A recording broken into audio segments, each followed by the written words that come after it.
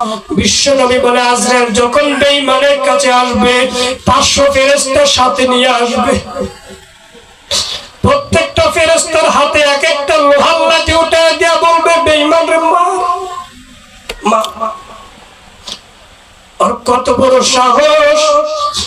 আমার আল্লাহ তারে এত বড় একটা জিন্দেগি দিল, 70 বছরের জিন্দেগি। আমার মাওলানা 5 বেলা ডাকে নাই গো। আমার আল্লাহ বড় শখ করে তারে 5 বেলা নামাজ দিয়েছিল, বেঈমানে কত নামাজ পড়লো না। আজকে বুঝাই দিব আল্লাহর সাথে নাফরমানি করার প্র্যাকটিক্যাল নমুনা কি হইতে পারে। আল্লাহর পয়গম্বর বর্ণনা করে আজরাইল মারতে মারতে মাথার উপরে বাড়ি মারবে, তার ভিতরে রূহটা বাইরে সহ্য করতে না পারিয়া পায়ের কাছে আসে পালাবে, আবার পায়ের দ্বারা মারবে, বুকের মধ্যে পালাবে।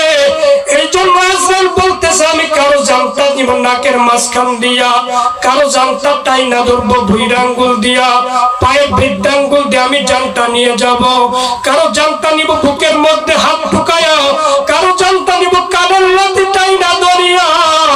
ও মা জানি না আল্লাহ আপনাদের আমাদের জানতা কোন জায়গা দিয়া নিয়ে যায়। আমি দোয়া করে দেই আল্লাহ যেন আমাদের জানতাম দুই চোখের মাঝখান দিয়ে নেয়, কারণ আমার বিশ্ব নবীর জানতা আজরাইল কবজ করছেন 2 ভুরুর মাঝখান দিয়া। ঘুমের মধ্যে আজরাইল চোখের মধ্যে রুমালটা ধরবে, যদি নামাজি হয় আল্লাহর পছন্দনীয় বান্দা হয়, আস্তে করে চোখের মধ্যে জান্নাতি রুমালটা ধরবে, সাথে সাথে জিবরাইল আজরাইলের হাতের মধ্যে রূহটা চলে আসবে।